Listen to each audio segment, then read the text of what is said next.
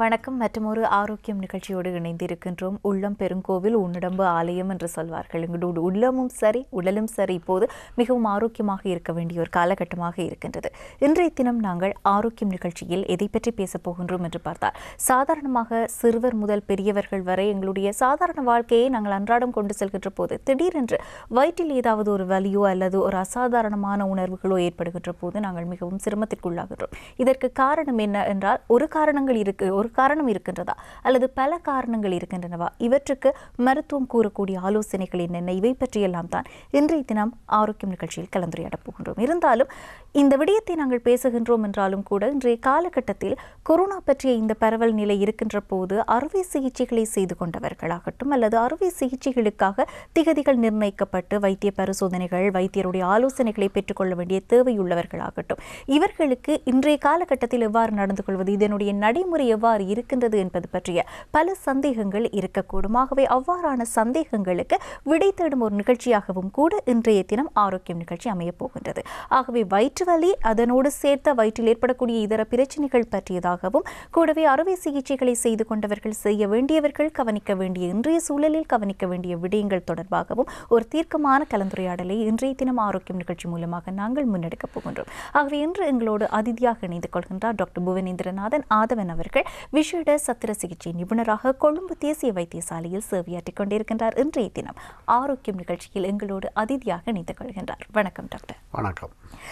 பொதுவாக நான் ஆரம்பத்தில் குறிப்பிட்டது போன்று இந்த வயிற்றில் ஏற்படக்கூடிய தொந்தரவுகள் அது எவ்வாறான பிரச்சனைகளாக இருந்தாலும் சிறுவர்கள் தொடக்கம் இது ஒரு பொதுவான விடயம். இதை பற்றி தான் இன்று நாங்கள் பேசப் போகின்றோம் என்றாலும் கூட ஆரம்பத்தில் நாங்கள் இந்த சத்திர சிகிச்சைகளை செய்து கொண்டவர்களாக இருக்கட்டும் அல்லது செய்ய வேண்டியவர்கள், அவர்களுக்கு பல சந்தேகங்கள் இருக்கும் இன்றைய காலகட்டத்தில்.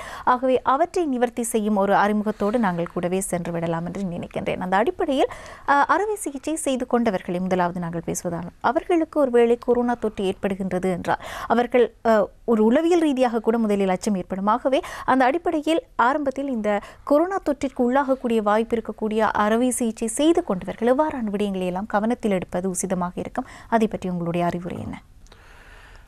இதில் இந்த கொரோனா தொற்று ஏற்படுவதற்குரிய சந்தர்ப்பம் அறுவை சிகிச்சை செய்ததாலேயோ அல்லது செய்யாதாலேயோ அதில் வித்தியாசம் ஏற்பில்லை.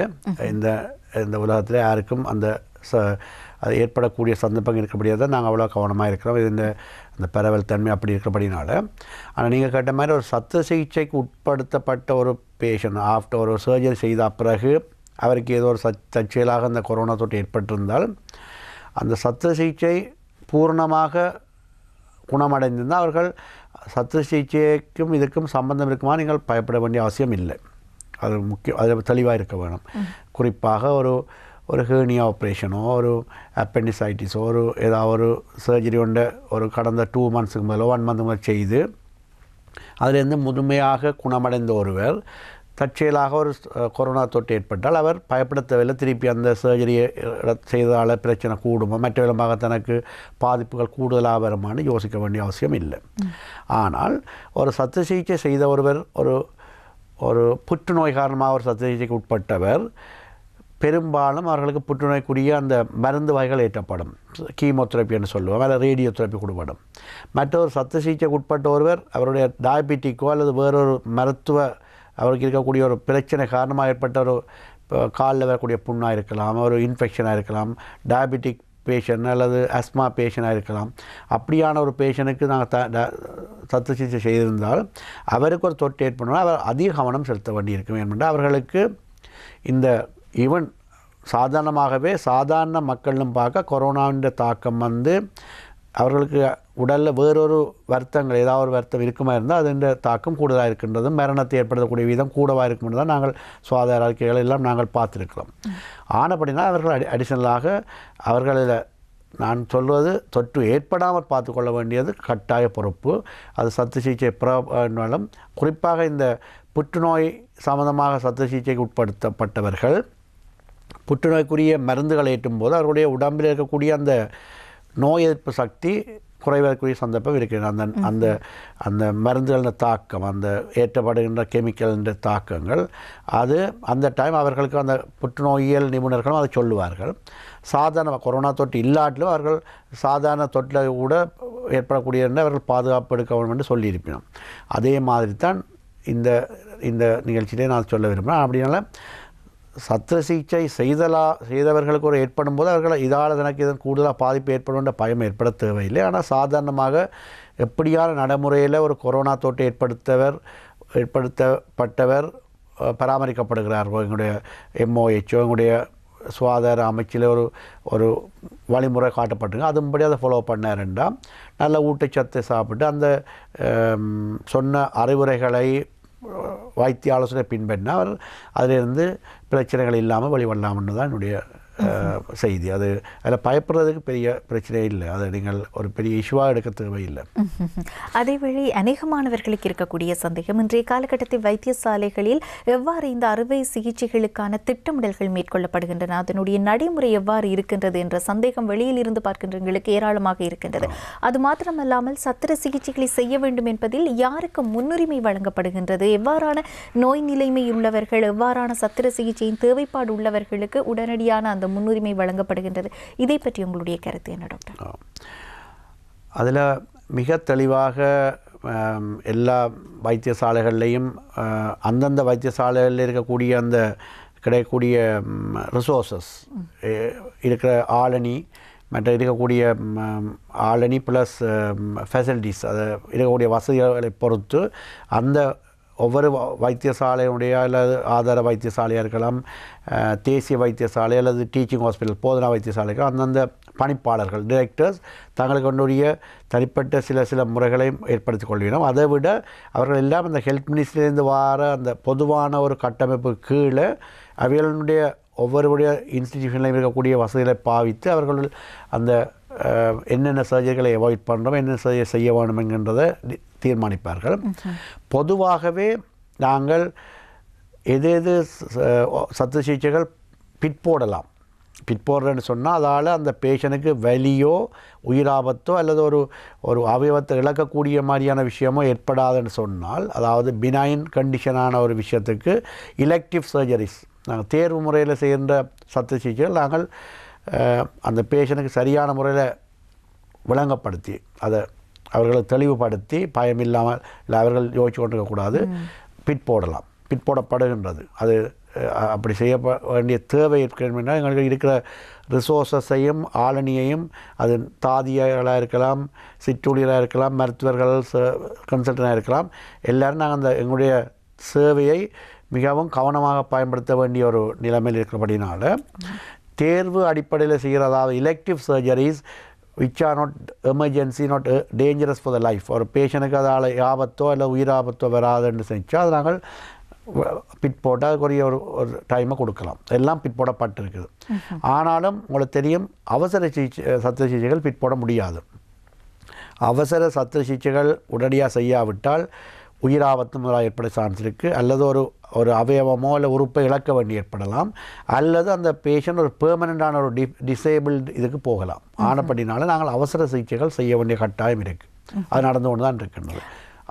அதில் ஒரு சந்தேகம் இருக்கின்றது, அறுவை சிகிச்சைகள் அவசரமாக செய்ய வேண்டிய தேவை உள்ளவர்களுக்கு PCR பாசிட்டிவ் என்று வருகின்ற போது அதனுடைய நடைமுறை எவ்வாறு இருக்கும் டாக்டர்? அதில் 2 விதமாக நான் பார்க்க வேணும்.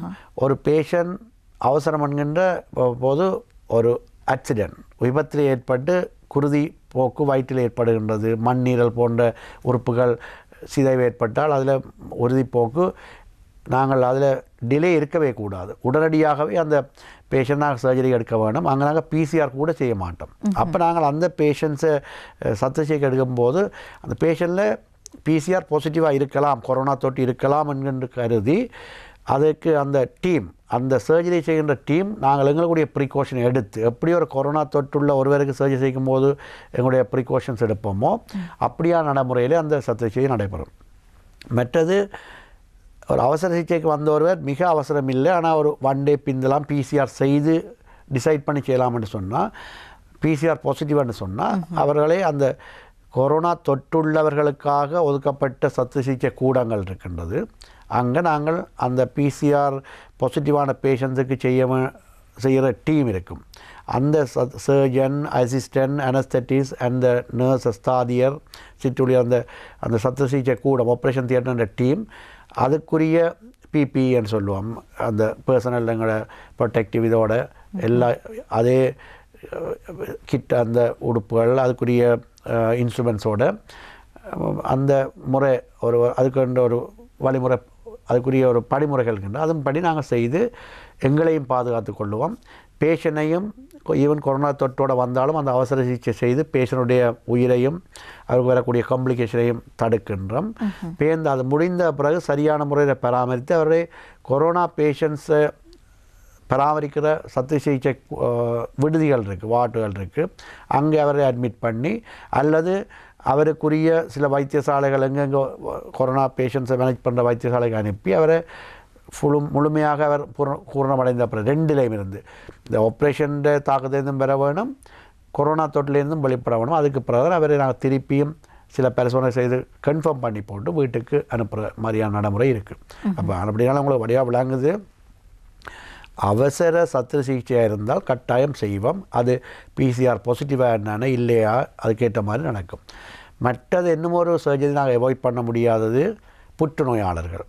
புற்றுநோய் ஏற்பட்ட ஒருவர் எல்லா இன்வெஸ்டிகேஷன் செய்து அவருடைய ஆப்ரேட் பண்ணின சில புற்றுநோயாளர்களுக்கு ஆப்ரேஷன் தேவைப்படாது, மருந்து மூலமாக சில புற்றுநோய்கள் குணமாக்கப்படலாம். குறிப்பாக இரத்த புற்றுநோய்கள், பிளட் கேன்சர்ஸ், சில லிம்ஃபோமாஸ் அதுகள் நாங்கள் ஆப்ரேஷன் பண்ண தேவையில்லை. சில கட்டிகளோடு சம்மந்தப்பட்டது, இரைப்பை புற்றுநோய், கண்டக்கடலை, தைராய்டில் வரக்கூடியது, மலக்குடலில் வரக்கூடியது, எலும்புகளில் வரக்கூடிய போன் கேன்சர்ஸ் அதுகள் அந்த டியூமர்ஸ் அது நாங்கள் ஆப்ரேட் பண்ண வேணும்.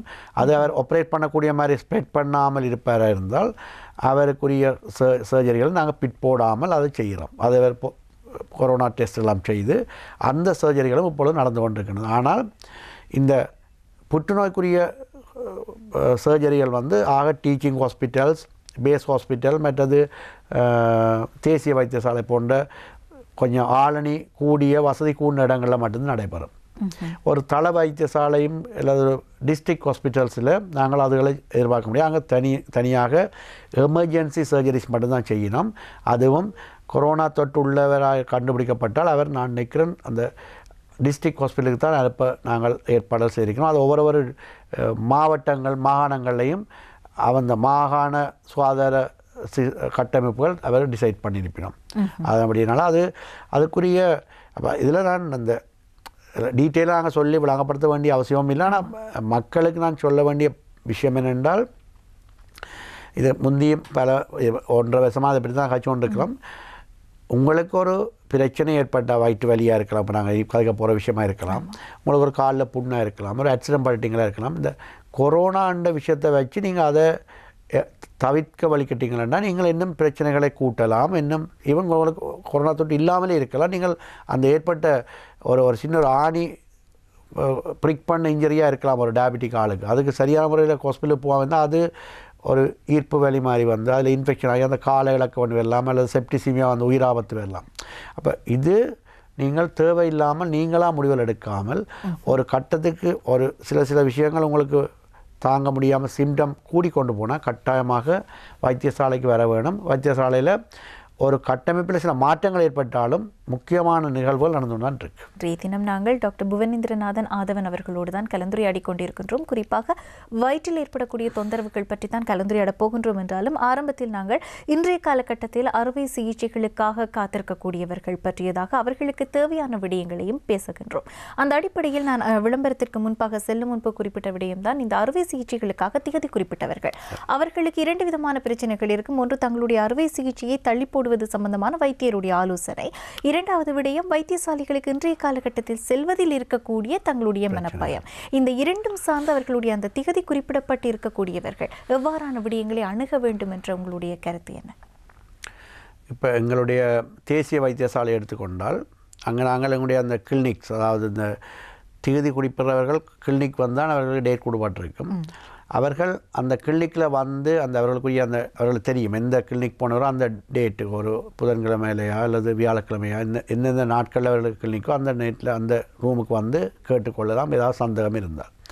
ஆனால் பொதுவாக சொல்ல ஈவன் அங்கே வாரது கூட இப்போ இந்த லாக்டவுன் பயணத்துக்கு பப்ளிக் டிரான்ஸ்போர்ட் இல்லாத தங்களுடைய தனிப்பட்ட வாகன வசதிகள் இல்லாதவர்கள் ப்ராக்டிக்கலாக நாங்கள் யோசிக்க வேணும். இல்லாதவர்கள் அங்கே வர வேண்டிய அவசியம் இல்லை. உங்களுக்கு தொலைபேசி நம்பர்கள் கொடுக்கப்பட்டிருந்தால் உங்களுடைய வார்டு நம்பரோ அல்லது அந்த கிளினிக் புக்கில் சில பேரை கொடுக்க நாங்கள் வார்டு கலைக்கக்கூடிய மாதிரி கிளினிக்கு கண்டக்ட் பண்ணக்கூடிய மாதிரி இல்லை ஒரு குறிப்பிட்ட நபருடைய நம்பர் கொடுப்பட்டிருந்தால் அவரோட கண்டக்ட் பண்ணி கதைச்சு கொள்ளலாம் கேட்டுக்கொள்ளலாம். அதுவும் முடியலைன்னா உங்களுக்கு இந்த பிரச்சனை இப்போ உங்களுக்கு ஒரு கால்லையோ ஒரு உடல்லையோ ஒரு கட்டி இருந்து அதை ஆப்ரேஷனுக்கு டேட் கொடுத்துருக்கல ஹேர்னியான்னு சொல்லுவோம்.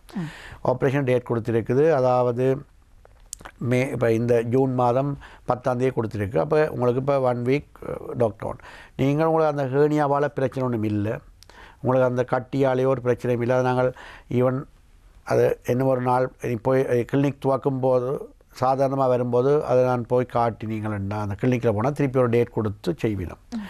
மற்றது அது உங்களுக்கு ஒரு பிரச்சனை இருக்குன்னு சொன்னால் நீங்கள் அந்த டேட்டுக்கு வரலாம். ஆனாலும் அது எங்களுக்கு அவர் வரும்போது இது ஒரு எலெக்டிவ் மாதிரி இந்த பிரச்சனை அவருக்கு பிரச்சனை இருந்தாலும் எங்களுக்கு இந்த நிலைமையில் இது ஒரு அவசரமாக செய்ய வேண்டிய விஷயம் இல்லைன்னு சொன்னால் கட்டாயமாக நாங்கள் அவருக்கு ஒரு புது டேட் ஒரு 3 மந்த்ஸோ 1 மந்த்துக்கு அப்புறம் டேட்டை கொடுத்து இப்போ அவருக்கு இருக்கக்கூடிய பிரச்சனையை மன ரீதியான விளைச்சலாக இருக்கலாம். பெரும்பாலான பெயினோ ஏதோ அவருக்கு மனதில் பயம், இது ஒரு கேன்சரோ இன்னும் தெரியல நம்ம செய்திடணும், அது கொரோனா வந்தாலும் பரவாயில்ல போயிடணும்னு வரைக்க இது உங்களுக்கு சாதாரண கட்டி தான், நாங்கள் இன்னும் ஒரு 3 மாதம் இல்லை அடுத்த வருஷம் கூட செய்யலாம்னு சொல்லிக்க அந்த பேஷண்ட் சந்தோஷமாக போவார். அல்ல அந்த கட்டி ஒரு பெயினை கொடுக்குது இல்லை இன்ஃபெக்ஷன் இருக்குண்டா அதுக்குரிய மருந்துகள் ஏதாவது ஆன்டிபயோட்டிக்கோ பெயின் கில்லரை கொடுத்து நாங்கள் அவரை இன்னும் ஒரு 1 மந்த்துக்கு அதை போஸ்ட்போன் பண்ணக்கூடிய மாதிரி செய்து அரேஞ்ச்மெண்ட் செய்யலாம். அப்படியாக நீங்கள் இந்த மக்கள் தான் நீங்கள் டிசைட் பண்ணணும். உங்களுக்கு ஒரு டேட் கொடுத்துருந்தாலும் இந்த சர்ஜரி எனக்கு இந்த நாட்டுக்கு போய் செய்யாமல் இருக்கிறால ஒரு பாதிப்பொன்றும் இல்லை, வீட்டில் இருக்கிறேன், எனக்கு ஒரு பிரச்சனை இல்லாமல் இருக்கிறேன், சாதாரணமாக இந்த வாழ்க்கை முறை போய் கொண்டிருக்கேன்னா நீங்கள் அப்படியே அதை அவாய்ட் பண்ணுறேன்னு எல்லாமேண்டா சாதாரண புற்றுநோய் அல்லாத அல்லது விபத்துக்கள் அவசர சிகிச்சை இல்லாத எல்லா சர்ஜரியும் நாங்கள் இப்போ கூட பிற்போட்டு கொண்டு தான் இருக்கிறோம். அப்போ நீங்கள் இதுக்காக வந்து நீங்கள் திருப்பி டேட் எடுக்கணுண்டோ உங்களோட அலைச்சம் வேணும் உங்களை இந்த பேண்டமிக்கில் உங்களை எக்ஸ்போஸ் பண்ணுறதை நான் விரும்பவே, நீங்களாகவே அதை தவிர்த்து கொள்ளலாம். ஆனால் அந்த பிரச்சனை உங்களுக்கு ஆப்ரேஷனுக்குரிய அந்த பிரச்சனை அந்த கண்டிஷன் அது கேஸ்ட்ரைட்டிஸா அல்லது ஒரு ஹேர்னியாவா அல்லது மலச்சிக்கலா அல்லது மலவாசலில் இருக்கக்கூடிய மூலம் ப்ளீடிங்கா அல்லது ஒரு ஒரு டயபெட்டிக் வூண்டா அதுன்னு சொன்னால் நீங்கள் கட்டாயம் வந்து ஹாஸ்பிட்டலில் வந்து அதுக்குரிய நடவடிக்கை எடுப்போம். அது இல்லாத ஒரு கேஷுவாலிட்டி ஒரு அவசர சிகிச்சை மாதிரியான பட்டு நாங்கள் அவசர சிகிச்சை கேட்டகரியில் உங்களுக்குரிய பிசிஆர் அதில் செய்து நாங்கள் அதுக்குரிய நீங்கள் கொடுத்த டேட்டில் நாங்கள் செய்வோம். ஆனப்படினால எதுக்கும் நீங்கள் உங்களோட சிம்டத்தையும் யோசிக்க வேணும். உங்களுக்கு முதலே சொல்லியிருப்பாங்க இது ஒரு சாதாரணமான பிரச்சனை, இது கேன்சர் இல்லை, இது உயிராபத்து வராது, எப்பவும் செய்யலாம்னு சொன்னால் நீங்கள் இன்னும் ஒரு 3-4 மந்த்ஸ் இந்த இப்போ வேக்சினேஷன் நடந்து கொண்டிருக்கு, இந்த தொற்றில் மாற்றங்கள் வரலாம் கூடலாம் கூட அவங்களுக்கு தெரியாது. நாங்கள் எப்போ நல்லது நிற்போம் ஒரு கொண்டொழுக்க வந்து ஒரு சுமூதான நிலைமை வரும்போது நீங்கள் வந்து செய்யும்போது ஹாஸ்பிட்டல் வைத்தியசாலைகள்லையும் உங்களுக்கு சுமூகமாக இருக்கும். உங்களுக்கும் ஃபேமிலியில் இப்போ ஃபினான்ஷியல் ப்ராப்ளம் இருக்கலாம், மற்றது போக்குவரத்து பிரச்சனை இருக்கலாம், நீங்கள் அட்மிட் பண்ணி ஆப்ரேட் பண்ண அவங்களோட ஃபேமிலி மெம்பர்ஸ் வந்து போகிறதுக்கு பிரச்சனை இருக்கும். நீங்கள் வந்துட்டு இருப்பீங்க அவர் 2 முறை வந்து அவைக்கு எக்ஸ்போஸ் பண்ணக்கூடிய சான்ஸ் கூட இருக்கும். அப்போ பல பிரச்சனைகள் இருக்குது மக்களுக்கு. ஆனால் அப்படின்னாலும் நீங்களாக டிசைட் பண்ணுறதா நல்லா. ஆனாலும் உங்களுக்கு அந்த லீஷனோ அந்த தொட்டோ அல்ல அந்த கண்டிஷன் அந்த சத்திர சிகிச்சைக்குரிய என்ன காரணமானது உங்களுக்கு ஒரு பிரச்சனையாக இருக்கு வேண்டாம் நீங்கள் தயவு செய்து எப்பவும் பெறலாம். உங்களுடைய பாதுகாப்பு வழிமுறையில் வந்தால் நாங்கள் அதுக்குரிய ஆலோசனை கொடுப்போம், அல்லது அது உடனடியாக செய்ய வேண்டும்னா கட்டாயம் அந்த சர்ஜரிகள் நடைபெறும். பொதுவாக இன்றைய காலகட்டத்தில் முடிந்த அளவிற்கு தொலைபேசி ஊடாக தொடர்பு கொள்ளக்கூடிய வாய்ப்பு இருக்கின்றது. அநேகமான வைத்தியசாலைகளாகட்டும் அல்லது சத்திர சிகிச்சைகளை செய்ய வேண்டிய இடங்களாகட்டும் அவர்களுக்கு தேவையான தொலைபேசி இலக்கங்களின் ஊடாக முதலில் தொடர்பு கொண்டால் கூட தேவையான சேவைகளை இப்போது வழங்க அரசாங்கமும் சரி தனியார் வைத்தியசாலைகளும் சரி தயாராகத்தான் இருக்கின்றன. ஆகவே நாங்கள் அவ்வாறு கூட எங்களுடைய அந்த தொழில்நுட்பத்தையும் தொடர்பாடலையும் பயன்படுத்தி கூட பல விடயங்களுக்கு தீர்வு கண்டுவிடக்கூடியதாகவும் இருக்கின்றது. இதேவேளை சத்திர சிகிச்சை செய்துவிட்டவர்கள் அவர்களுக்கு சில வேளைகளில் குறிப்பிட்ட காலத்திற்கு ஒரு முறை நிச்சயமாக அவர்கள் மீள் பரிசீலனை செய்வதற்கும் வைத்திய ஆலோசனைகளை பெற்றுக்கொள்வதற்குமான தேவை இருக்கும். ஆகவே அவர்கள் எவ்வாறான விடயங்களை கவனத்தில் கொள்ள வேண்டும் அதை பற்றியும் நாங்கள் சுருக்கமாக பேசிவிடலாம் இல்லையா? இப்போ இந்த காலகட்டத்தில் நாங்கள் இப்போ லாஸ்ட் 1.5 இயர்ஸாக நாங்கள் அந்த சுச்சுவேஷனாக இருக்கிறோம். இப்போ கிட்டத்தட்ட இந்த கொரோனாங்கிறது ஒரு நார்மல் சுச்சுவேஷன் மாதிரி வந்துட்டாங்க, அதை பழக்கப்பட்டுட்டோம். அப்படியே இப்போ நாங்கள் இந்த காலகட்டத்தில் செய்கிறது தனியார் வைத்தியசாலையாக இருக்கட்டும், அரசு வைத்தியசாலையாக இருக்கட்டும், நாங்கள் ஆப்ரேட் பண்ணுற பேஷண்ட் எல்லாருக்கும் ஃபோன் நம்பரும் கொடுத்து அவர்களை நாங்கள் கிளினிக்கு வராமல் அந்த ஆப்ரேஷன் பண்ண ஆக்களை மட்டும் வார்டுகளுக்கு தான் வர சொல்லி பார்க்குறோம்.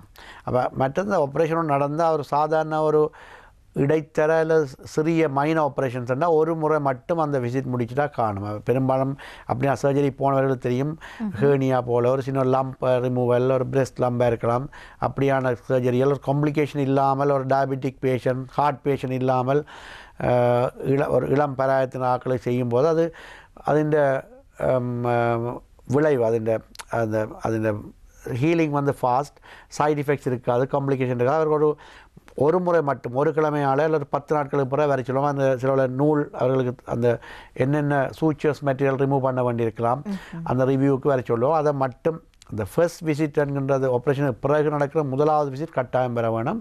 அது நீங்கள் ஆப்ரேட் பண்ணப்பட்ட வார்டுகளை அந்த விடுதிகளில் கூட காட்டலாம், அது கட்டாயம் காட்ட வேணும். அது கூட உங்களை வர முடியல, நீங்கள் ஒரு பயணம் பிரச்சனையாக இருக்குது, ஆனால் உங்களுக்கு அந்த ஆப்ரேட் பண்ணுறது ஒரு பிரச்சனை ஒன்றும் இல்லை, அந்த ஸ்கார் நல்லா இருக்குது, அந்த ஆப்ரேட் பண்ண இடத்துல ஒரு ஒரு பெயினோ அல்லது காய்ச்சலோ இன்ஃபெக்ஷனுக்குரிய பிரச்சனைகள் இல்லை, நல்ல உங்களுக்கே விளங்கிச்சோன்னா நீங்கள் அதையும் அவாய்ட் பண்ணலாம். மற்றது அடிக்கடி வாரது, இப்போ சில பிரச்சனைகள், இப்போ சில சர்ஜரி நாங்கள் செய்த அப்புறம் அவர் இன்னும் ஒரு 3 மந்த்ஸுக்கு ஃபாலோ அப்பில் இருக்க வேண்டிய வரும். குறிப்பாக டயபெட்டிக் ஃபுட்டுன்னு சொல்லுவோம், அல்சர்ஸ் அல்லது ஒரு காலில் ஆம்புடேட் பண்ண ஒரு விரலில் ஒரு அவயவத்தை நீக்கப்பட்ட ஒரு குறிப்பாக டயபெட்டிக் பேஷண்ட்ஸுக்கு நாங்கள் செய்கிற சர்ஜரிகளில் இன்ஃபெக்ஷன் வரலாம். மற்றது அந்த ஊண்டை உடனடியாக மாற்ற முடியாத அதை நாங்கள் ஃபாலோ அப் பண்ணணும். ஒரு அல்சர்ண்டாத நீண்ட காலம் எடுக்க வேணும், வெரிகோஸ் வெயின் அல்சர்ஸ். மற்றது கேன்சர் மெலிக்னன்சி சர்ஜரி செய்த வேணும், கட்டாயம் ஃபாலோ அப்புக்கு வர வேணும். அதில் நாங்கள் அவர்களை கட்டாயமாக விடுதலை வர சொல்லுவோம். ஈவன் அப்படி வர முடியாதவர்கள் நாங்கள் ஈவன் 3-4 வீக்ஸுக்கு வார்டில் வச்சிருந்து கூட ட்ரீட் பண்ண வேண்டிய கட்டம் இருக்கும். சில டயபெட்டிக் பேஷண்ட்ஸ் ஊன் 1-2 நாளைக்கு நாங்கள் ஓபிடி பேசிஸில் போட சொன்னவர்களுக்கு அவர்களுக்கு வர முடியாத இதுகள் இருக்குமா இருந்தால் நாங்கள் இப்போ எங்களோட வார்டில் கூட அட்மிட் பண்ணி வச்சுருந்து நாங்கள் அதுக்குரிய அந்த ஊன் கேரை செய்து கொஞ்சம் அவர்கள் சுமூதாக வந்தால் பிறகு வீட்டுக்கு அனுப்புகிற நடைமுறைகளும் இருக்குது. ஆனப்படினால நீங்கள் கேட்ட கேள்வி நல்ல ஒரு யதார்த்தமான கேள்வி. எல்லா பேஷண்ட்டுக்கும் வேறு நான் ஆப்ரேட் பண்ணிட்டேன், நீ ஃபாலோ அப்புக்கு போகணுமா இல்லையாண்டு. அதுவும் நான் திருப்பி உங்களை தான் விடுவேன். அந்த ஆன்சரை என்னென்னா போல கொண்டு உங்களை போடுறேன்னு சொல்லக்கூடாது. உங்களுக்கு அந்த ஆப்ரேஷன் பண்ணதால் ஏதாவது பிரச்சனைகள் இருக்குன்னா தயவு செய்து நீங்கள் வீட்டில் இருக்க வேண்டிய அவசியம் இல்லை. கட்டாயம் அந்த ஆப்ரேட் பண்ண வார்ட்லேயோ இல்லை கிளினிக்கில் போய் காட்ட தான் வேணும். இல்லை உங்களுக்கு குறிப்பிட்டு கொடுத்துருப்பினோம் டேட் அல்லது டேட் தான் அதை காட்டி பெர்மிஷன் எடுத்துகிட்டு வரலாம். மற்ற ரோட்டில் நீங்களும் அந்த காவல்துறைகள் படையினர் எங்களுக்கு அவையில் செக்கப் அதில் நடந்து கொண்டு அதுக்கு இடைஞ்சலாக இருக்கவும் தேவையில்லை. நீங்கள் சரியான உங்களோட ஆவணங்களை காட்டும்போது நீங்கள் பொறுமை காக்க வேணும். நாங்கள் இதில் எல்லோரும் ஒரு கோஆப்ரேஷன் இருக்க வேணும். இது வெரி இம்பார்ட்டான ஒரு சிச்சுவேஷன். இது விரும்பியோ விரும்பாமலோ நாங்கள் எதிர்கொள்கிற ஒரு பேண்டமிக். இது உலகளாவிய ரீதியில் பாதிக்கப்படுற ஒரு நோயின் தாக்கம். இதில் நான் சில பேரை பார்த்து அந்த எரிச்சல் பாடுறது, பேசுகிறது, எல்லோரும் தாங்களே இதை செல்ஃபிஷாக இருக்க வேண்டாம். எல்லோரும் இதுக்கான இந்த சேனலுக்கெல்லாம் போக வேண்டிய கட்டாயம் அமைதியாக அதை ஒத்துழைத்து போனோம்னா நாங்கள் ஓரளவுக்கு 100% இல்லாட்டியும் ஒரு 75-80% நாங்கள் நல்ல இதை செய்யலாம். ஒரு 25% சில பேருக்கு பிரச்சனைகள் உருவாகிறத தவிர்க்க முடியாது. என்ற சில ஐடியல் செட்டப் என்கின்றது எனக்கு கஷ்டம். ஐடியல் என்ற 100% எல்லாம் பெர்ஃபெக்டாக இருக்கிற விஷயம். ஆனால் அது ஈவன் ஒரு மனிதனாக இருந்தாலும் நாங்கள் பயஸ் இருக்கும், எரர்ஸ் இருக்கும், அதை விளங்கிக் கொள்ள வேணும். அதில் ஆனபடியாக நாங்களும் மருத்துவர்களும் மனிதர்கள் தான், தாதியர்களும் மனிதர்கள், சிற்றூழியர் அங்கே ஒர்க் பண்ணுற எல்லாரும் அவர்களுக்கும் எங்களுக்கும் பயம் இருக்கும். அந்த தொற்று வந்தால் பயமண்டு மரணத்துக்கு பயப்படணும் இல்லை, தொற்று வந்தால் நாங்கள் ஐசோலேட் பண்ணணும். இப்போ நான் வேறு பேஷண்ட் அவருக்கு கொடுக்கலாமா?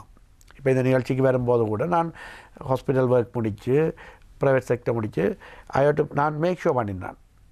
நான் பேஷண்ட்டை பார்த்துருக்கலாம். அப்போ நான் இன்னும் போகிற இடங்களில் அந்த தொற்று இருக்கக்கூடாது. அப்போ நாங்களும் ஒரு கவனம் எடுக்கணும். எங்களை தொற்றிருந்து பாதுகாக்க முடியும். அது எங்களால் மற்றவர்கள் பரவுறதையும் பாதிக்க. நாங்கள் சுகாதாரத்துறை ஒரு நாளும் ஹாஸ்பிட்டலுக்கு போய் வர்றாங்க. அப்போ அப்படியான விஷயத்தில் நாங்களும் சில இதுகளை பழைய முறைப்படி பெர்ஃபெக்டாக சில விஷயங்கள் செய்ய முடியாமல் இருக்கும், டைமுக்கு வர முடியாமல் இருக்கும். அதுகள் மக்கள் புரிஞ்சு கொள்ளாமல் வேணும், நாங்களும் அதை கடைப்பிடிக்க வேண்டிய கட்டாயம் இருக்குது. ஏன்னா பெரிய விபரத்தை தடுக்கிறதுக்கு நாங்கள் அப்படியான சில சின்ன சின்ன பிரச்சனைகளை ஃபேஸ் பண்ணி தான் ஆகணும். அப்போ ஆப்ரேட் பண்ணவர்கள் ஃபாலோஅப்புக்கு வரணும்னு சொன்னால் பிரச்சனை இருக்குது, அந்த ஊன் மாறையில் உங்களை வர சொல்லியிருக்குன்னா கட்டாயம் வர வேணும். உங்களுக்கு அடிக்கடி வந்து போகிற பிரச்சனை இருந்தால் அந்த வார்டில் வைத்திய மருத்துவ ஆலோசனை எடுத்து சில நீங்கள் அங்கே தங்கி நின்று கூட உங்களோட பிரச்சனையை தீர்த்துட்டு போகக்கூடியதாக இருக்குமென்னு நினைக்கிறேன். அந்த ஒழுங்கல் நாங்கள் செய்து கொடுக்கலாம். நாங்கள் ஆரம்பத்தில் குறிப்பிட்டது போன்று வயிற்றில் ஏற்படக்கூடிய தொந்தரவுகள், அது வலியாக இருக்கட்டும் அல்லது ஏதோ ஒரு அசாதாரண உணர்வு, இவற்றிற்கான காரணங்கள் என்னென்ன, இவை என்னென்ன விடயங்களால் தாக்கம் செலுத்துவதால் ஏற்படுகின்றன, இதை பற்றியெல்லாம் பேசலாம். அந்த அடிப்படையில் வயிற்றில் ஏற்படக்கூடிய தொந்தரவுகள் அவை எவ்வாறான விடயங்கள் எல்லாம் தாக்கம் செலுத்துகின்றன, என்னென்ன காரணிகளால் இவை ஏற்படுகின்றன, அதை பற்றி பேசுங்கள் டாக்டர். வயிற்றில் ஏற்படக்கூடிய நீங்கள் தொந்தரவுன்னு பார்க்கும்போது நாங்கள் அதை இரிட்டபிள் பவல்னு சொல்லலாம், மற்றது டிஸ்பெப்சியான்னு சொல்லலாம், அல்லது gastritis, abdominal pain, abdominal discomfort, அஜீரணம், சாப்பிட்டா ஆஃப்டர் மீல்ஸ் ஒரு டிஸ்கம்ஃபர்ட், அப்டமன் பொறுமின மாதிரி இருக்குன்னு சொல்லுவேன் தமிழில், அந்த வீங்கின மாதிரி. அதை வேர்ட் பார்ப்பினோம். ஒவ்வொரு எனக்கு இப்போ வேறு பேஷண்ட் ஈவன் தமிழாகலே ஒவ்வொரு ஏரியாவிலேருந்து வாராக்கள் ஒவ்வொரு பேசுவோம். அப்போ அது குழம்பில் எல்லா இதையும் மீட் பண்ணி நான் பார்க்குறது. அதுக்கு நான் குறிப்பாக சொன்னால் நாங்கள் எங்களோட வயிற்றில் இருக்கக்கூடிய பிரச்சனைகளுக்கு மெயின் சிஸ்டம் இந்த சாமிப்பாட்டு தொகுதி, அதில் வரக்கூடிய பிரச்சனைகள்லாம் கொடுக்குது. அதில் வந்து இரைப்பை, அந்த முன்சிறுகுடல் களம், அதாவது ஈசோஃபேகஸ், ஸ்டொமக் அண்ட் டியோடினம், அந்த அப்போ ஜிஐ என்று சொல்லுவோம். மேல் சாமிப்பாட்டு தொகுதியில் வரக்கூடிய பிரச்சனைகள் ஒரு கேஸ்ட்ரைட்டிஸ், டிஸ்பெப்சியா, ஒரு குமட்டல், வாந்தி, அப்டமல் பெயின், நெஞ்செரிவு, கேஸ்ட்ரைட்டிஸ்ன்னு சொல்லுவோம். மற்றது சாப்பிட பிந்தினா பெயின் வாரது, சாப்பிட்ட அப்புறம் ஒரு டிஸ்கம்ஃபர்ட் வர, இப்படியான சிம்டம் எல்லாம் வரும். இதை அப்பை ஜிஐ சிம்டம்னு சொல்லுவோம். மற்ற அடுத்தது வந்து லோவர் ஜிஐ, இந்த மிடில் பார்ட் ஸ்மால் பவலில் வாரது கொஞ்சம் குறைவு தான். அது சிறுவர்களில் தான் வெள்ளம், என்ன சிறுவர்களில் அந்த வளர்ச்சி அடைகிறதால வரக்கூடிய பிரச்சனைகள். மற்றது ஏதாவது அசாதாரண உணவு உண்பவர்கள், ஆல்கஹால், சிகரெட் போன்ற அல்லது ஒரு கூடுதலான காரமான எண்ணெய், அது பழமையாக சாப்பிட்றவனுடைய உணவு பழக்க வழக்கமாக வேறுபட்ட சாப்பாடு உணவை எடுப்பவர்களுக்கு ஏற்படக்கூடிய ஒரு தற்காலிக ப்ராப்ளமாக இருக்கலாம், அந்த நடு வயிற்று, சென்ட்ரல் அப்டோமல் பெயின். மற்றது சென்ட்ரல் அப்டோமல் பெயின் நடுப்பகுதியில் வரக்கூடியது இந்த வேர்ம்ஸ், பூச்சி புழு, அந்த ஆலயம். அது இப்போ குறைவேனா நாங்கள் வேர்ம் ட்ரீட்மெண்ட் ஒழுங்காக கொடுக்கப்படுகிறதால அப்படி இருந்தும் பல பேர் அந்த வேர்ம் ட்ரீட்மெண்ட், வேர்ம்ஸ் இந்த இன்ஃபெஸ்டேஷன் ஆலயம் பெறலாம். இதை விட மிக பிரச்சனையான விஷயம்தான் மலச்சிக்கல், மலம் அடிக்கடி போகிறதா ஆல்டர்ட் பவல்னு சொல்லுவோம். ஒருவருக்கு கிரமமாக ஒரு நாளைக்கு 1 அல்லது 2-3 தரம் மலம் கழிக்க வேண்டி ஏற்படும், அது நார்மல். மோர் தேன் 3 டைம்ஸ் ஒரு ஆளுக்கு கழிக்க வேண்டி ஏற்படும், அது அப்டமல், அது டயரியான்னு சொல்லுவோம். 3 டேஸுக்கு கழிக்காமல் ரிப்பேர் இருந்தால் அது மலச்சிக்கல், கன்சிபேஷன் சொல்லுவோம். குறைந்தது 3 நாளைக்கு ஒருக்காவது மலம் கழிக்கப்பட வேணும். அப்போ இப்படியான அது மலம் கழிக்கிறதில் ஏற்படக்கூடிய பிரச்சனைகளும் இரிட்டபிள் பவல் அல்லது கன்சிபேஷன், அதையும் ஆல்டர்ட் பவல்னு சொல்லுவோம். அப்போ இதெல்லாம் அவங்கள விளங்குது. அப்டமல் வரக்கூடிய தொந்தரவுகள், அதாவது இரிட்டபிள் பவல் என்கின்றது கூடுதலாக லோவர் ஜிஐ, அதாவது கீழ்ப்பகுதி, பெருங்குடல், மலக்குடலோட சம்மந்தப்பட்ட மலம் கழிக்கிறதோட பிளட் போகிறது, மியூக்கஸ் போகிறது, அவர்களுக்கு ஃப்ளேட்டஸ், அந்த பிரச்சனை வருது. சில பேருக்கு கன்சிபேஷன், எல்லாம் மலம் கழிக்கும்போது பெயின் ஏற்படுறது. சில பேர் உணவு சாப்பிட்ட மத்தியானம் சாப்பிட்டு என்னதான் சாப்பிட்ட உடனே அவர்களுக்கு மலம் கழிக்கிற மாதிரி உணர்வு வரும். அது மிகவும் ஒரு சைக்காலஜிக்கலாக அவர்கள் மிகவும் பாதிக்கப்படும். அவர்கள் போகிற இடங்களில் சாப்பிடவே மாட்டாங்க, ஒரு வேலைக்கு போகவே இல்லாது, ஒரு டீயோ தண்ணி குடித்தா கூட சில பேருக்கு அது ஒரு இரிட்டபிள் பண்ணி கொண்டு இருக்கும். ஒரு வாஷ்ரூம் போகணும் மாதிரி அங்கே போய் அவர்களுக்கு மலம் கழிக்கப்படுதோ இல்லையோ தெரியவில்லை, ஆனால் மனத்திலே ஒரு இரிட்டேஷன் உருவாகும். இதெல்லாம் எங்களுக்கு பேஷண்ட் வந்து சொல்கிற பிரச்சனைகள். இது எல்லாத்தையும் ஒரு கலெக்ஷனாக இரிட்டபிள் பவல் சிண்ட்ரோம்னு சொல்லலாம். அதில் டிஸ்பெப்சியான்கிறது அப்பை ஜிஐயோட சம்மந்தப்பட்டது. அப்போ உங்களுக்கு விளங்குது, ஆனால் ஒரு பிரச்சனையோடு தான் பெறலாம். அப்போ இதில் நீங்கள் இதுதான் அந்த காமன் ப்ராப்ளம். ஆனால் இது மிகவும் பிரச்சனையான விஷயம். இது வந்து இப்படி ஒரு பிரச்சனை இருக்கிற ஒருவர் அவருடைய சாப்பாடு வகைகளை ஒழுங்காக சாப்பிட முடியாமல் அதால் நியூட்ரிஷனல் ப்ராப்ளம், பிரச்சனைகள் ஏற்படும். மலம் கழிக்கிற பிரச்சனைகளால் சைக்காலஜிக்கலாக அவருடைய வேலையை ஒழுங்காக செய்ய முடியாது, நித்திரை இருக்காது, தலையடி. இதை விட அவர்களுக்கு மன உளைச்சல், மன அழுத்தம் அல்லது அன்சைட்டி வந்து ஃபேமிலியில் எல்லா அவர்கள கோபம் பிரச்சனைகள் வரலாம். சில பேர் சைக்காட்ரிக் பேஷண்ட் மாதிரி கூட வரலாம். அப்போ இது ஒரு சாதாரண விஷயம் அல்ல. இதை நாங்கள் கவனம் எடுக்க வேணும். அப்போ 2 பகுதியாக நாங்கள் யோசிக்கலாம். ஒன்று அப்போ ஜிஐ மேல் வயிற்றில் ஏற்படக்கூடிய குடல் எங்களோட உணவு செயல்பாடு தோதில் ஏற்படக்கூடிய பிரச்சனைகள், இரைப்பை, களம், ஈசோஃபேகஸ் அந்த சிறுகுடல், முன் சிறுகுடல் என்று சொல்லுவோம், அந்த பகுதியும், அந்த ஈரல், பித்தப்பை, சதையும் அதுக்குள்ளே வரும். அந்த சுரப்புகளில் வரக்கூடிய பிரச்சனைகளும் அந்த அந்த வட்டத்திலே ஏற்படும். மற்றது மலம் கழிக்கிறோடு ஏற்படக்கூடிய பிரச்சனைகள், மலம் கழிக்கும் போது பெயின் ஏற்படுறது, ஃபிஷர், மல வாசலில் ஏற்படக்கூடிய பிரச்சனைகள், அது பைல்ஸாக இருக்கலாம், ஹெமராய்ட்ஸாக இருக்கலாம், ஃபிஷர் பிஸ்டுலாவாக இருக்கலாம், அல்லது கன்சிபேஷன், வேர்ம் இன்ஃபெஸ்டேஷன், மற்றது மலக்குடல் ஏற்படக்கூடிய கேன்சராக இருக்கலாம், அல்லது இன்ஃப்ளமேட்டரி பவல் டிசீஸ், ஏதாவது அல்சர் அல்லது பொலிப்ஸ் வந்து மலம் கழிக்கிற மியூக்கஸ் சீதம் போகிறது, டயரியா போகிறது, இதெல்லாம் ஒரு கலெக்டிவாக நாங்கள் லோவர் ஜிஐ சிம்டம்னு சொல்லுவோம். அது இரிட்டபிள் பவல் சிண்ட்ரோம். அப்போ இதுகள் தான் ஒரு ஆளுக்கு வயிற்றில் ஏற்படக்கூடிய தொந்தரவுகளாக இருக்கலாம், சமீபாட்டு தொகுதியோடு சம்மந்தப்பட்டது. இதை விட நீங்கள் இப்போ அக்யூட்டாக வரக்கூடிய அப்டமன் தொந்தரவுன்னு சொன்னால், இப்போ ஒரு ஆளுக்கு காய்ச்சல், வாமிட்டிங், ஒரு வலது பக்கம் அடி வயிற்றில் வலிக்குது, தாங்க முடியாத வலி, அட்மிட் பண்ணுறோம், அப்பெண்டிக்ஸ் வந்து இன்ஃப்ளேம்டாக இருக்குது, ஆப்ரேட் பண்ணுறோம், அடுத்த நாள் பேஷண்ட் நார்மலாகி 3ஆம் நாள் வீட்டை போகிறார், அதுக்கு பிறகு அவருக்கு அந்த பிரச்சனை இருக்காது. அது வந்து அக்யூட்டாக சிவியராக வரும். இப்போ நான் முதல் சொன்ன விஷயங்கள் அதுக்கு உடனே ஹாஸ்பிட்டலுக்கு போக மாட்டோம். ஒரு நெஞ்சரி வேலைக்கு தங்களை கை மருந்து செய்வினோம், அல்லது தங்களுக்கு தெரிஞ்ச சில மாத்திரைகளை வேண்டி போடுவினோம், சிலது ஆன்டாசிட்ஸ் இருக்குது, சிரப் இருக்குது, டேப்லெட்ஸ் வேண்டி சாப்பிடுவினோம் அந்த ஆசிட்டை குறைக்கிறதுக்கு. ஆசிட்டை குறைக்கக்கூடிய பல பானங்கள் இப்போ ஊர்லேயே ட்ரெடிஷ்னல் ஆயுர்வேத மெடிசனில் எடுத்து போடுவினோம்.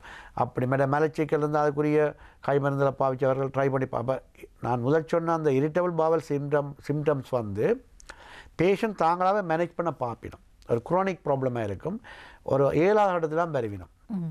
அதுவும் ஒரு பிரச்சனை விஷயம். ஏனென்றா அந்த இரிட்டபிள் பவல் சிம்டத்தோடு இருக்கிற ஒரு ஆளுக்கு ஒரு கேன்சர் மாதிரியான ஒரு காரணமும் இருக்கலாம். அதாவது ஆல்டர்ட் பவல் என்கின்றது மலக்குடலில் ஏற்படக்கூடிய ஒரு புற்றுநோயின் ஒரு ஆரம்பகட்ட அறிகுறியாகவும் இருக்கலாம்.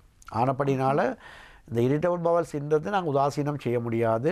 ஒரு குறிப்பிட்ட காலத்துக்கு பிறகு உங்களுக்கு அது பிரச்சனை குறையாமல் இருந்தால் கட்டாயம் அதுக்குரிய வைத்திய ஆலோசனை, குறிப்பாக சிடி ஸ்கேன், அந்த எண்டோஸ்கோப்ஸ், மேல் வாய்க்குழியாக விடக்கூடிய அப்பைஜிஏ எண்டோஸ்கோப்பாக இருக்கலாம், அல்லது மலவாசலால் பார்க்கக்கூடிய கொலனோஸ்கோப், இதெல்லாம் செய்து சிடி ஸ்கேன் அதில் செய்து நார்மல் அல்ட்ராசவுண்ட் ஸ்கேனாவது செய்து வைத்திய ஆலோசனை எடுக்க வேண்டிய கட்டாயம் இருக்குது. அப்போ இது ஒரு முக்கியமான ஒரு பிரச்சனை.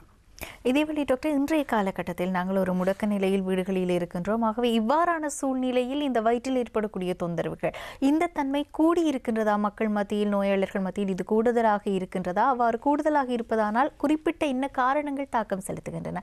இதை பற்றி நாங்கள் பேசலாம். நல்ல கேள்வி. நீங்கள் சொன்னப்போ தான் யோசிச்சு பார்க்குறேன். இப்போ அதுவும் நடுத்தர வயதினர் இந்த இரிட்டபிள் பவலோட வாரது கூடுதலாக இருக்கின்றது. ஏனென்றால் அதில் நான் சில காரணங்களை சும்மா ஹைப்போத்தட்டிக்கலாக சொல்லலாம். அது நாங்கள் ரிசர்ச் செய்து ப்ரூவ் பண்ணாட்டிலும் நான் யோசித்து பார்க்குறேன். அப்படின்னா அந்த அப்படி வாரவர்கள் இதுவரை காலத்தில் அதால் பாதிக்க, சில பேர் தொடர்ந்து சின்னலேருந்து பாதிக்கப்பட்ட வார வேறு விஷயம், அதில் வயது முடியும் போட வாரது வேறு விஷயம். நடுத்தர வயதில் இதுக்கு முதல் இப்படி இரிட்டபிள் பவலுக்கு உட்படாத வாரது காரணம் ஒன்று, இப்போ அவனுடைய ஆன்லைனில் ஒர்க் பண்ணுறோம், வீட்டிலேருந்தே ஒர்க் பண்ணுறீங்க, அல்லது படிக்கிற பிள்ளைகள் வீட்டிலேருந்தே படிக்கணும். அப்போ அது சமூகத்தோடு மூவ் பண்ணாமல் ஒரு சைக்காலஜிக்கலாக அவர்களோட டிப்ரெஷனோ மன அழுத்தத்தின் தாக்கத்தால் இந்த நான் சொன்ன மாதிரி இந்த இரிட்டபிள் பவல் சின்னம் ஒரு சைக்காலஜிக்கல் ஒரு கம்போனண்ட்டின் வெளிப்பாடாகவும் இருக்கலாம். அதுக்காக நாங்கள் அதை சொல்லிவிடக்கூடாது. அப்போ இப்போ எங்கள் நாட்டிலே இருக்கட்டும், உலகத்தில் எல்லா மக்களும் ஒரு ஸ்ட்ரெஸ்ஸில் இருக்கணும். எங்களை அறியாமல் நாங்கள் ஒரு ஸ்ட்ரெஸ்ஸாக இருக்கலாம். ஒரு சில தரப்பினர் மட்டும் எங்களுடைய வேலைகளை செய்து கொண்டிருந்தாலும் மற்றவர்கள் பெரும்பாலும் வீட்டிலேயே இருந்து வேலைகளை செய்யணும். அவருடைய வேலைன்ற அளவு குறைஞ்சிருக்கு, வருமானம் குறைஞ்சிருக்கு, அவருடைய சமூகத்தோடு மூவ் பண்ணுறது, சமூக விழாக்கள், மனதை சந்தோஷப்படுத்தக்கூடிய கோயில் திருவிழாக்களாக இருக்கலாம், மன பண்டிகைகள் ஒன்றும் இல்லை, அதெல்லாம் ஒரு தேவைக்காக தான் அந்த பண்டிகைகள் இருந்தது. இந்த சைக்காலஜிக்கல் ட்ரீட்மெண்ட் எங்களுடைய 3 காம்போனன்ட் இருக்குது. ஃபிசிக்கல் பாடி இருக்குது, சைக்கிக் ஒன்று இருக்குது, சோஷியல் ஒன்று இருக்குது. அப்போ இது எல்லாத்தையும் சமனாக வச்சு தான் ஹெல்த் என்கின்ற பூரணப்படும். ஆனால் இப்போ நாங்கள் அந்த சோஷியல் லைஃபை இல்லாமல் போகிறோம். சோஷியல் டிஸ்டன்ஸில் இருக்கிறோம். போஸ்ட் பண்ணி நாங்களால் விலை இருக்கிறோம். மற்றது சைக்காலஜிக்கலாகவும் நாங்கள் எங்களோட மன விருப்பப்படி ஒன்றும் செய்ய முடியாமல் இருக்க ஒரு கட்டுப்பாட்டுக்குள்ளே எங்களோட வரையறைக்குள்ளே நாங்கள் ஒர்க் பண்ண வேண்டியது. அப்போ அது ரெண்டும் எங்களை இந்த இப்படியான சிம்டத்தை கூட காட்டுதுன்றதில் கட்டாயம் இருக்கும். அதை நாங்கள் சர்ச் பண்ண அப்படிலாம் நான் ஹைப்போதெட்டிக்காக யோசித்து பார்க்குறேன். கட்டாயமாக இந்த சிச்சுவேஷன் இந்த இரிட்டபிள் பவல் சிண்ட்ரத்தோட வார பேஷண்ட் நம்பரை கூட்டி இருக்குது. பயப்பட தேவையில்லை. இது பெரும்பாலான நடுத்தர வயதினருக்கு புற்றுநோயால் ஏற்படாது. மன அழுத்தம், அவருடைய சாப்பிட்ற சாப்பாட்டில் இருக்கக்கூடிய மாற்றங்கள், மற்றவர்கள் எடுக்கின்ற எக்ஸசைஸ், அவர்களுக்கு வேலைக்கு வெளியில் போய் வரைக்கும் ஆட்டோமேட்டிக்காக ஏதோ நீங்கள் போய் வாரீங்க, ஒரு எக்ஸசைஸ் அது சொல்ல முடியாலும் உடல் அசைவுகள் ஏற்படுது. வீட்டுக்கு இருக்கும்போது அந்த எக்ஸசைஸ் கூட இல்லை. அப்போ உடல் பயிற்சிகள் குறைபாடுங்கிறது அவர்களுடைய எடுக்கிற உணவு உட்கொள்கின்ற விதங்களில் மாற்றங்கள் ஏற்பட்டிருக்கு. இந்த பெண்டமிக்கால் நீர் அருந்துகிற தன்மையும் குறைஞ்சிருக்கு. அதாலையும் பல பேருக்கு இந்த இரிட்டபிள் பவல் சிண்ட்ரோம், மலச்சிக்கல், altered bowel plus gastritis, dyspepsia, ஓங்காலம், இந்த அப்டோமினல் பெயின்கள் ஏற்படுறது கூடியிருக்கு. இன்றைய தினம் நாங்கள் வயிற்றில் ஏற்படக்கூடிய தொந்தரவுகள் பற்றியும் அதற்கான சிகிச்சை முறைகள், முக்கியமாக அதன் காரணிகள் என்னென்ன, இவை பற்றியெல்லாம் கலந்துரையாடி கொண்டிருக்கின்றோம். நீங்கள் ஆரம்பத்தில் குறிப்பிடுகின்ற போது இரிட்டபிள் பவல் சிம்டம்ஸ் பற்றியதாக குறிப்பிட்டிருந்தீர்கள் டாக்டர். அதற்கான காரணிகள் என்று சொல்கின்ற போது நீங்கள் பரவலாக உணவு உட்கொண்டதன் பிற்பாடு ஏற்படக்கூடிய இந்த மலச்சிக்கல் அல்லது அடிக்கடி நாங்கள் மலம் போவது, ஏதாவது ஒன்றை உட்கொண்ட உடனேயே நாங்கள் மலம் கழிக்க வேண்டும் போன்று இருக்கக்கூடிய அந்த உணர்வு பற்றி குறிப்பிடுகின்ற போது பல விடயங்களையும் குறிப்பிட்டிருந்தீர்கள். இது ஒரு புற்றுநோய்க்கு காரணியாகவும் இருக்கலாம் என்பதையும் குறிப்பிட்டிருந்தீர்கள். எங்களுடைய உணவு பழக்க வழக்கம் உளவியல் ரீதியான தாக்கத்தின் வெளிப்பாடு என்பதையும் குறிப்பிட்டிருந்தீர்கள். ஆகவே ஒட்டுமொத்தமாக இதை பற்றியதான அந்த உங்களுடைய ஆலோசனை என்னவாக இருக்கின்றது, இதனுடைய வெளிப்பாடு மற்றும் இதற்கான சிகிச்சை முறைகள் என்னென்ன, அதை பற்றியெல்லாம் நாங்கள் கலந்துரையாடலாம். ஒரு இரிட்டபிள் பவல் சிண்ட்ரோம், அதாவது இப்போ நான் சொன்ன வயிற்றில் வரக்கூடிய இந்த தொந்தரவுகளில் முக்கியம் ஒரு பகுதி, அதாவது கீழ்ப்பகுதியோடு சம்மந்தப்பட்டதுன்னு சொன்னால் எங்களுடைய லோவர் ஜிஐயோட பெருங்குடல் மலக்குடல் சம்மந்தப்பட்டதுன்னு சொன்னால் இரிட்டபிள் பவல் சிண்ட்ரோம். அதில் மலச்சிக்கல் இருந்தால் போல் மலச்சிக்கல் ஏற்படுறது, அதில் அடிக்கடி மலம் கழிக்கிறது, ஆல்டர்ட் மியூக்கஸ் போகிறது, இல்லை பிளட் போகிறது, அல்லது பெயின், மலவாசலில் பெயின் வர, இப்படியான சிம்டத்தோடு வந்தால் நான் சொன்ன மாதிரி உணவு பழக்க வழக்கத்தில் ஏற்பட்ட பிரச்சனையாக இருக்கலாம். அவர் வளமையாக சாப்பிடாம அதை கன்சிபேட் பண்ணக்கூடிய, இல்லை டயரியா வரக்கூடிய மாதிரி உணவு சாப்பிட்டேன்னா வரலாம், ஆயிலி ஃபுட் அப்படி இப்படியாது. மற்றது சைக்காலஜி எஃபெக்ட்னு சொன்னேன். இருந்தால் போல் இருந்த சிச்சுவேஷன் மாதிரி டிப்ரெஷன் அல்லது ஆங்ஸைட்டியில் அப்படி வரலாம். டிப்ரெஷனில் கன்சிபேஷன் வரலாம், ஆங்ஸைட்டியில் அடிக்கடி யூரினோ மோஷன் போக வேண்டிய அப்படியான ஒரு சாப்பிட்டோன்னே போன மாதிரி அப்படி கூட வரலாம். ஆனால் நாங்கள் எடுத்தோடனே ஒரு ஆள் வரும்போது அப்படி யோசிச்சு இவருக்கு சைக்கியாட்ரிக் பேஷனோ அல்லது இவர் உணவு பழக்கத்தை சரியாக படுத்தணும்னு சொல்லுவோம். ஆனால் சைக்கியாட்ரிக் இது ஒரு சைக்காலஜிக்கல் ப்ராப்ளம்னு நாங்கள் எடுக்கக்கூடாது. முதலாவதாக நாங்கள் இது ஒரு எங்களோட உடல் மலக்குடலாம் அல்ல பெருங்குடலில் ஏற்படக்கூடிய லார்ஜ் இண்டஸ்ட்ரியில் ஏற்படக்கூடிய ஒரு பிரச்சனையால் வந்தான்னு பார்க்க வேணும். அதை சரியாக ட்ரீட் பண்ணி இன்வெஸ்டிகேட் பண்ணி அதில் ஒன்றும் இல்லைன்னு கண்டுபிடிச்ச விட்டால் தான் நாங்கள் சொல்ல வேணும். இது உங்களோட மன ரீதியாக நீங்கள் பயப்படுறதால வரலாம், அல்லது ஈவன் வேறு பிரச்சனைகள், தைராய்டு அதில் பார்க்கலாம். தைராய்டு செக்ரேஷன் குறைவு கூடுதலாக கூட இப்படியான பிரச்சனைகள் வரலாம். மற்றது உணவு பழக்க வழக்கங்கள், மற்றது சிகரெட், ஆல்கோஹால் போன்ற தீய பழக்கங்கள் இருக்கின்றதா, அதுகளையும் நாங்கள் கதைச்சி செய்ய வேணும். அப்போ இது இப்படியோடு வரும்போது புற்றுநோய் ஒரு முக்கியமான விஷயம். நான் முதலும் சொல்லியிருந்தேன், இரிட்டபிள் பவல் சிண்ட்ரோம் ஒரு ஆளுக்கு நீண்ட காலம் இல்லை வேற கூடிக்கொண்டு போகாமல் இருந்தால், மேலே ஒரு வயதுக்கு மேற்பட்ட ஒரு 50-60 இடம்பெறாதும் பார்க்க மோர் தேன் 50 இயர்ஸாக இருக்குமா இருந்தால் நாங்கள் அதை உதாசீனம் செய்ய முடியாது. கட்டாயமாக அதில் ஒரு கொலனோஸ்கோப் செய்ய வேண்டியிருக்கும், அல்ட்ராசவுண்ட் ஸ்கேன் செய்ய வேண்டியிருக்கும். சில மலக்குடலில் வரக்கூடிய புற்றுநோய்களுக்கு நாங்கள் பிளட்டில் சில டியூமர் மார்க்கர்ஸ் பார்க்கலாம், சில டெஸ்ட்டுகள் செய்யலாம். பிளட்டில் எடுக்கிற ஒரு குறிப்பிட்ட அந்த டியூமர் மார்க்கரை டெஸ்ட் பண்ணும்போது அதின் அளவு கூடுதலாக இருந்தால் எங்களுக்கு சஸ்பெக்ட் பண்ணலாம், இவருக்கு மலக்குடல்லையோ அல்லது பெருங்குடல்லையோ ஒரு புற்றுநோய் உருவாகிருக்குன்னு கண்டுபிடிக்கலாம். சில கேன்சர்ஸ் பிளட்டில் சில மார்க்கர்ஸை கூட்டி காட்டும். ப்ரோஸ்டேட்டுக்கு PSA இருக்கும். அதே மாதிரி ஒவ்வொரு கேன்சருக்குரிய டியூமாக அப்போ நாங்கள் இவருடைய சிம்டத்தை பார்த்து இது பெருங்குடல் மலக்குடலில் வரக்கூடிய கேன்சராக இருக்குமென்னா அதுக்குரிய டியூமர் மார்க்கர் டெஸ்ட் பண்ணுவோம், அல்ட்ராசவுண்ட் ஸ்கேன் பண்ணுவோம், கட்டாயம் கொலனோஸ்கோப் ஒன்று செய்வோம். மற்றது அதுக்கும் பிறகு தேவைப்பட்டால் சிடி ஸ்கேன் அதை செய்யலாம். அப்போ அப்படி செய்து அதெல்லாம் நார்மல் என்று சொன்னால் நாங்கள் பயப்பட தேவையில்லை. அப்புறம் நாங்கள் பேஷண்ட்டுக்கு சொல்லுவோம், உங்களுக்கு கேன்சரோ அல்லது வரக்குள்ள புண்களோ அல்லது அதில் அல்சரேட்டிவ் கொலைட்டிஸ், குரோன்ஸ் டிசீஸ், மற்றது பைல்ஸ், ஹெமராய்ட்ஸ், ஃபிஷர், ஃபிஸ்டூலான்னு கண்டிஷன் இருக்குது. பொலிப்ஸ் இருக்கலாம், பொலிப்ஸ் இருக்கலாம், மற்ற டைவர்டிகுலைசிஸ் இருக்கலாம். டைவர்டிகுலம்ன்றது அது அவுட் பவுச்சிங்னு சொல்லுவோம். அப்படியான கண்டிஷன்ஸ் இப்படியான சிம்டத்தை கொடுக்கலாம். அதை பற்றி நான் டீட்டெயிலாக கதைக்க விரும்பலை. ஏன்னா அந்த நோயின் பேர் தேவையில்லை, நேயர்களுக்கு குழப்பத்தை ஏற்படுத்தக்கூடாது. அப்போ அப்படியானது ஒன்றும் இல்லைன்னு சொல்லிட்டு இனி நீங்கள் உங்களுடைய அடுத்தது நாங்கள் சொல்லுவோம் எங்களோட கொண்டோலில் உள்ளது உணவு பழக்க வழக்கம். நீங்கள் சாப்பிட்ற சாப்பாடை பார்த்து என்ன சாப்பிட்றேன்னு பார்த்து சாப்பிடுவோம். சில பேர் ஃபோனையே பார்த்துக்கொண்டு இப்படி கையை வச்சு சாப்பிட்டு கொண்டே இருப்பினோம். சில பிளேட்டில் மாறி சின்னவர் கல்லை கொண்டு வச்சாலும் இது கடலை தான் சாப்பிட்றேன்னு கல்லை கூட சாப்பிடக்கூடிய நிலைமையில் இன்றைக்கி நாங்கள் எங்களோட ஃபோன் எங்களை ஆக்கிரமிச்சிருக்கு. அப்போ இந்த வாட்ஸ்அப் மெசேஜ்கள் இதெல்லாம் பார்த்து டிவி ப்ரோக்ராம்லையும் பார்க்குறேன், ஃபோனால் வரக்கூடிய பிரச்சனைகளை இதெல்லாம். அப்போ சாப்பிடும்போது அட்லீஸ்ட் அந்த சாப்பிட்ற டைமாவது உங்களோட தட்டுக்கு என்னென்ன சாப்பாடு இருக்குது, நான் சரியான குவாலிட்டியை சாப்பிட்றேன்னா குவான்டிட்டி பார்க்க வேணும். குவான்டிட்டியை குறையுங்க, அளவை குறைச்சி கொள்ளுங்க. ஃப்ரீக்குவென்சியை வேண்டாம் கூட்டலாம், அடிக்கடி சாப்பிடலாம், அளவை குறைச்சி கொள்ளலாம். மற்றது சாப்பிட்ற அந்த உணவு என்ன சாப்பிட்றீங்கன்னு உங்களுக்கு தெரிஞ்சுக்கணும். அட்லீஸ்ட் காலை என்ன சாப்பிட்றீங்கன்னா உடனே சொல்லக்கூடிய மாதிரி இருக்கணும். என்னென்ன ஏதோ போட்டு சாப்பிட்ற மாதிரி இருக்கக்கூடாது. அப்படி என்னோட மாதிரி தீய பழக்கங்கள் இருந்திருந்தால் இல்லை புதுசாக பழகிருந்தால் அதை விட வேணும், இருந்திருந்தால் அதில் விடுபட வேணும். மற்றது நீர் குடிக்கிறது, தண்ணீர் குடிக்கிறது குறைவாக இருந்தாலும் இந்த இரிட்டபிள் பவல் கூட்டம் இருக்கும். மற்றது வேர்ம் ட்ரீட்மெண்ட். வேர்ம் இன்னொரு காரணம், இந்த இரிட்டபிள் பவலுக்கு இன்னொரு காரணம் வேர்ம். சிம்பிளாக ஒரு வேர்ம் ட்ரீட்மெண்ட் எடுத்தோடனே பல பேர் சொல்லிடும் ஏன்னா சுகமாக இருக்குண்டு. அப்போ இதுகள் எல்லாம் அந்த வைத்திய ஆலோசனை போனீங்கன்னு சொன்னால் இதில் நீங்கள் பயப்பட தேவையில்லை. பட் அதான் ஒவ்வொரு நிகழ்ச்சியிலையும் சொல்கிற விஷயந்தான். இந்த நிகழ்ச்சியில் சொல்கிற சில விஷயங்கள் புற்றுநோயோ ஆம்புடேட் பண்ணுற அப்படி சில மக்களுக்கு பிடிக்காத கொரோனாங்கிற பேர் கூட நாங்கள் சொல்ல வேண்டியிருக்கு. முந்தைய ஒரு காலத்தில் எய்ட்ஸ்ன்னு சொல்லினா ஆக்களுக்கு கேன்சர்ண்டா பிடிக்காமல் இருந்தது. இப்போ அந்த கொரோனாண்ட பேர் சொல்ல அது அதாக இருக்குமோ அண்டு அந்த அதுக்கு ஒரு பேர் உண்டு, அந்த பேரை சொல்லினமே. அப்படி நாங்கள் உங்களுக்கு விருப்பமில்லாத சில சொற்களை தான் இதை பாவிக்க வேண்டிங்கன்னா நான் இது வைத்திய ஆலோசனை செய்யும்போது சொல்லுவேன். அதுக்காக நீங்கள் உங்களை எல்லாருக்கும் இந்த இது பிரச்சனை வரலாம், கொரோனா வரும், கேன்சர் வரும் அல்லது காலெடுக்கும் அப்படி யோசிக்க தேவையில்லை.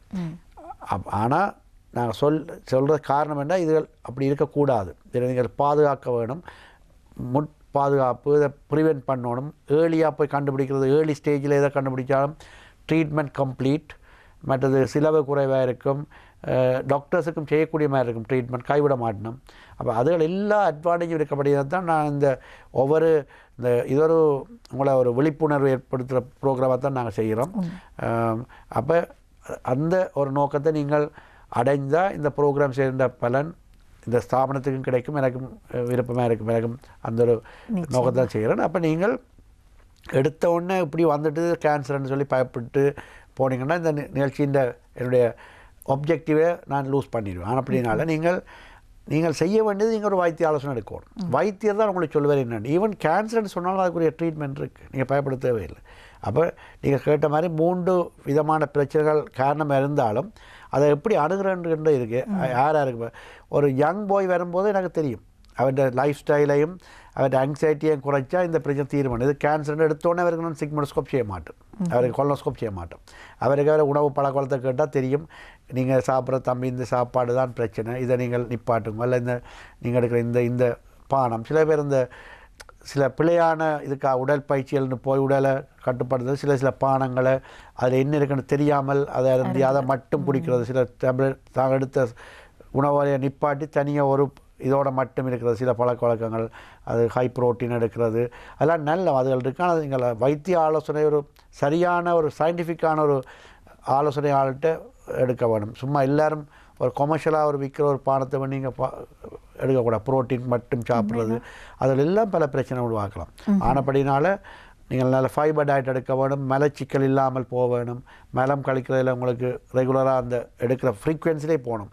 ஒவ்வொரு நாளும் ஒருக்கா உங்களுக்கு மலம் கழிக்கப்படுதுன்னா அது நடந்து கொண்டிருக்கிறத நீங்கள் பார்க்க வேணும். இது பேண்டமிக், நாங்கள் சாப்பாடு இப்போ குறைவு சாப்பிட்றோம், தண்ணி மட்டும் குடிக்கிறோம் அல்லது அப்படின்னு நீங்கள் நினைக்க வேண்டிய அவசியம் இல்லை. நீங்கள் வளமையாக சாப்பிட்ற சாப்பாடுகள், பழங்கள், நீர் ஆகாரம் நல்லா எடுத்து இந்த இரிட்டபிள் பவல் சிண்ட்ரோம் வராமல் பாதுகாத்து கொள்ளுங்க. வந்தாலும் அதுக்குரிய அந்த படிமுறையின்படி நாங்கள் அணுகி அதுக்குரிய ஆலோசனையும் உங்களுடைய வைத்திய முறையும் நாங்கள் செய்யலாம். இதில் சாதாரண சைக்காலஜிக்கல் ப்ராப்ளம், உணவு பழக்க வழக்கத்திலிருந்து கேன்சர் போன்ற பாரதூரமான காரணிகளாகவும் இருக்கலாம். எல்லாம் சரியாக கண்டுபிடிக்கப்பட்டு ட்ரீட்மெண்ட் செய்யக்கூடிய முறைகள் இருக்குது. அதை நீங்கள் விளங்கிக் கொண்டால் சரியாக இருக்கும். சிறப்பு. இதேவேளை நாங்கள் இன்னும் ஒரு விடயத்தை பேசியாக வேண்டும். சிறுவர்களுக்கு ஏற்படக்கூடிய இந்த வயிற்று வலி, அவர்கள் விளக்கமாக சொல்ல மாட்டார்கள், எனக்கு வயிறு வலிக்கின்றது என்பதை மாத்திரம்தான் சொல்வார்கள். இவ்வாறு ஏற்படக்கூடிய அந்த வயிற்றில் ஏற்படக்கூடிய பிரச்சனைகளுக்கு என்ன காரணங்கள் இருக்கும் சிறுவர்களுக்கு, அதை எப்படி நாங்கள் கையாள வேண்டும், அதை பற்றி குறிப்பிடுங்கள் டாக்டர். உண்மையாக சொல்லப்போனால் சிறுவர்களுக்கு வரக்கூடிய பிரச்சனைகளுக்காக நான் ஒரு அடல்ட் சர்ஜன், ஒரு 14 வயதுக்கு மேற்பட்டவர்களைத்தான் நாங்கள் பார்த்துக்கொண்டு எங்களோட பீடியாட்ரிக் சத்து சிகிச்சை நிபுணர், அதாவது குழந்தை சத்து சிகிச்சை நிபுணர்கள் இருக்கிறோம், பீடியாட்ரிக் சர்ஜன்ஸ். அப்போ அவர்கள் தான் அதுக்குரிய கூடுதலாக ஒன்றாலும் நாங்கள் எங்களுக்கு தெரியாதுன்னு சொல்ல முடியாது, சொல்ல வேணும். குழந்தைகளுக்கு வரக்கூடிய பிரச்சனைகளில் குறிப்பாக அந்த வளர்ச்சி அடைவதால், குழந்தைகள் வளரும் போது அவர்களுடைய உள்ளுறுப்புகளும் வளர்ச்சி அடையும். அப்போ அந்த இதனாலேயும் இந்த சிம்டம்ஸ் வரலாம்.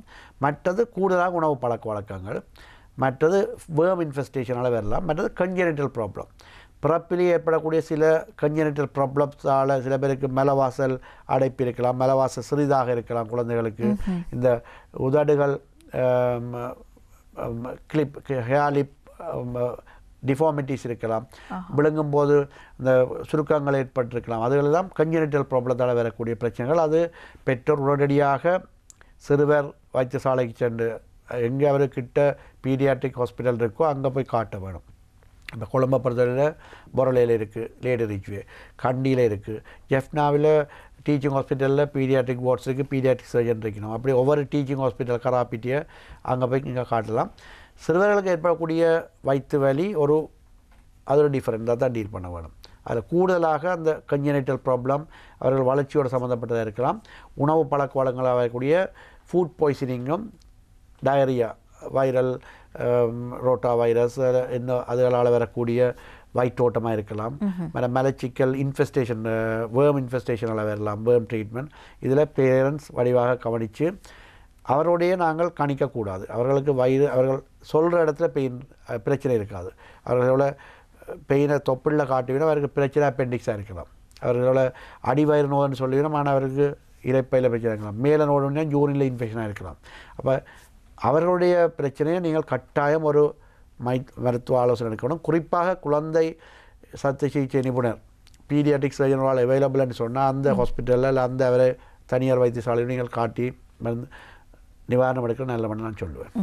அழகாக குறிப்பிட்டிருந்தீர்கள் டாக்டர். முக்கியமாக நாங்கள் எங்களுக்கு வயிற்றில் ஏற்படக்கூடிய பிரச்சனைகளுக்கு எவ்வளவு தூரம் எங்களுடைய அன்றாட செயற்பாடுகள், எங்களுடைய உணவு பழக்க வழக்கங்கள் காரணமாக இருக்கின்றன. இதேவேளை நாங்கள் அந்த வயிற்றில் ஏற்படக்கூடிய தொந்தரவுகளை எப்படி எடுத்துக்கொள்ள வேண்டும், அது தொடர்பான அந்த வைத்திய ஆலோசனை என்பது எவ்வளவு தூரம் எங்களுக்கு அவசியமாக இருக்கின்றது, எங்களை சரியாக வழி நடத்த, இவை பற்றியெல்லாம் இன்றைய தினம் கலந்துரையாடக்கூடியதாக இருந்தது. முக்கியமாக இவற்றை நாங்கள் பேசுகின்ற அதேவேளை ஆரம்பத்தில் இன்றைய காலகட்டத்தில் அறுவை சிகிச்சைகளுக்காக இருக்கக்கூடியவர்கள், அறுவை சிகிச்சைகளை செய்து கொண்டவர்கள் எவ்வாறான விடயங்களை கையாள முடியும் இன்றைய காலகட்டத்தை பொறுத்தவரையில் என்ற விடயத்தையும் நாங்கள் உள்வாங்கி ஒரு நிகழ்ச்சியை மேற்கொள்ளக்கூடியதாக இருந்தது. ஆகவே இன்றைய தினம் எங்களோடு இணைந்து கொண்டு பல விடயங்களையும் இன்றைய காலகட்டத்திற்கு ஏதுவான நடைமுறை வாழ்க்கையோடு இணைந்ததான பல ஆலோசனைகளையும் மற்றும் நாங்கள் சாதாரணமாக முகம் கொடுக்கக்கூடிய பிரச்சனைகள், எங்களுடைய வயிற்றில் ஏற்படக்கூடிய தொந்தரவுகளுக்கு என்னென்ன காரணிகள் எல்லாம் பின்புலமாக இருக்கும் என்பதை யதார்த்தபூர்வமாக எங்களோடு பகிர்ந்து கொண்டார். எங்களோடு இணைந்து கொண்ட டாக்டர் புவனேந்திரநாதன் ஆதவன் அவர்கள், இவர் விசேட சத்திர சிகிச்சை நிபுணராக கொழும்பு தேசிய வைத்தியசாலையில் சேவையாற்றிக் கொண்டிருக்கின்றார். இன்றைய தினம் எங்களோடு இணைந்து கொண்டு இந்த விடயங்களை எல்லாம் பகிர்ந்து கொண்டமைக்காக நிகழ்ச்சி குழுமம் சார்பில் நாங்கள் நன்றிகளை தெரிவிக்க வேண்டும். மனமார்ந்த நன்றிகள் டாக்டர். வணக்கம். நன்றி.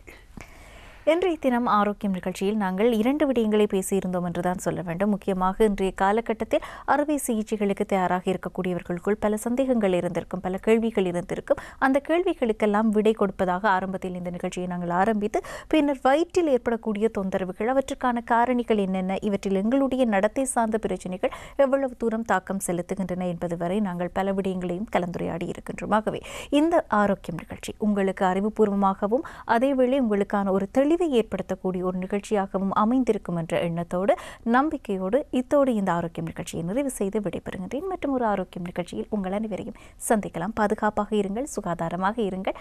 நன்றி, வணக்கம்.